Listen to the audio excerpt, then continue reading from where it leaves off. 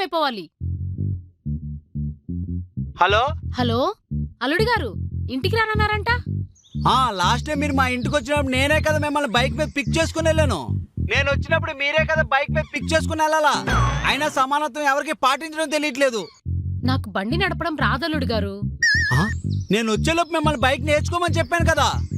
ఏంటి ఈ వయసులోనా? సరే సరే, మావయ్యని పంపిస్తాను. మావయ్యని పంపిస్తారా? సమానత్వం ఎలా అవుద్ది? సమానత్వం అవుతుందిరా బాబు. అదే అల్లుడు గారు అంటే భార్యాభర్తలిద్దరూ సమానమే అంటారు కదా. నేనొచ్చినా మావయ్య వచ్చినా సమానమే అవుతుంది. అలా అయితే సమానత్వం అవుద్ది. సరే అండి, వెయిట్ చేస్తా.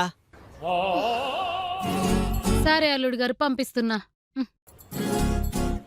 ఏంటలా నిలబడి చూస్తున్నారు? వెళ్ళి ఆ సైకోగాన్ని తీసుకురండి. వీడొక శాడిస్ట్.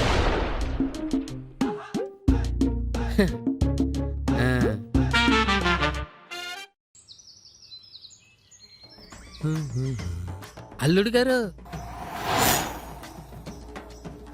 అల్లుడు గారు రండి.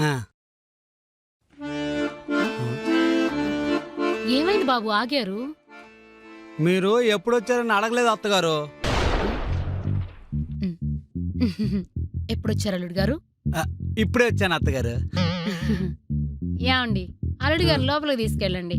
అది బాబు వెళ్దాం రండి. ఇప్పుడు స్టార్ట్ అవుద్ది అల్లుడు గారు.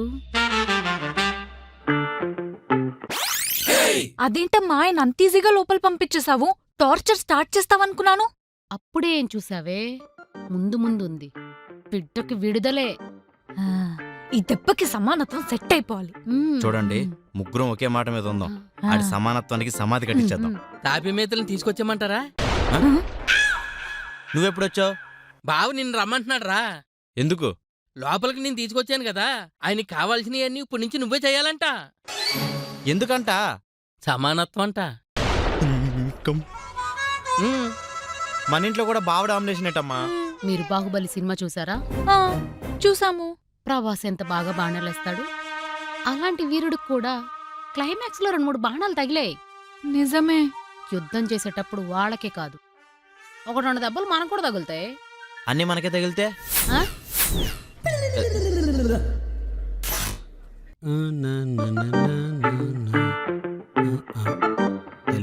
ఎలా వచ్చారు? అల్లుడు గారు, మీరేంటి ఈ గదిలో ఉన్నారు? మీరు పడుకోవాల్సింది పక్క గదిలో కదా. ఎందుకు? ఈ గదిలో ఏసీ ఉంది కదా, సరిపోద్ది. లాస్ట్ టైం నేను మీ ఇంటికి వచ్చినప్పుడు ఏసీ లేని రూమ్ ఇచ్చారు కదా, అందుకనే మీకు కూడా ఆ గదిలో అరేంజ్ చేశాను. పక్క సమానత్వం. ఏం ఆలోచిస్తున్నారు? వెళ్ళండి, మళ్ళీ సమానత్వం మిస్ అవుతుంది. ఏంటి ఆలోచిస్తున్నారు? అంజు నా దగ్గర పడుకొని మీరు ఆ గదిలో పడుకుంటే సమానత్వం పోతుందనా? అందుకే మామయ్య గారిని మీకు ఆ గదిలో సెట్ చేశాను. వెళ్ళండి, వెళ్ళి మామయ్య గారి దగ్గర పడుకోండి. అప్పుడు సమానత్వం సెట్ అయిపోతుంది. వెళ్ళండి. అమ్మా, నీ గురకనే గూడ్స్ ట్రైన్ అన్నాడంటే నాన్న గురక సౌండ్ విని హెలికాప్టర్ అంటాడేమో. అంజు, అంజు, వేడి నీళ్ళు పెట్టావా? స్నానం చేయాలి. పెడదామని అనుకున్నానండి, కానీ మా అమ్మ వద్దని చెప్పింది. మీ అమ్మ కాదే, నాకు. అసలే చలికాలం. మీకోసమే వద్దన్నాను అల్లుడు గారు. అదేంటి? కిందసారి మీ ఇంటికి వచ్చినప్పుడు నేను చన్నీళ్ళతో స్నానం చేశాను కదా, ఇప్పుడు మీరు వేడి నీళ్ళతో స్నానం చేస్తే సమానత్వం పోతుంది. అంటే మీరు వచ్చింది వేసవికాలం, చల్ల నీళ్ళైనా ఓకే, ఇది వింటరు. నేను మీకు ఫోన్లో ఏం చెప్పాను? మిమ్మల్ని మీ సమానత్వాన్ని జాగ్రత్తగా చూసుకుంటానని చెప్పానా లేదా? సమానత్వమే ఇంపార్టెంట్. సమానత్వమే ముఖ్యం. సర్లే. అత్తగారు, అత్తగారు. అల్లుడు గారు, ఏంటి అల్లుడు గారు, ఏమైంది? మా ఇంట్లోని మా ఆవిడే వంట చేసి మీ ఇంట్లోని మా ఆవిడే వంట చేస్తే సమానత్వం ఉండదు. అంటే నేను వంట చేస్తే మీకు నచ్చుతుందో లేదో అని.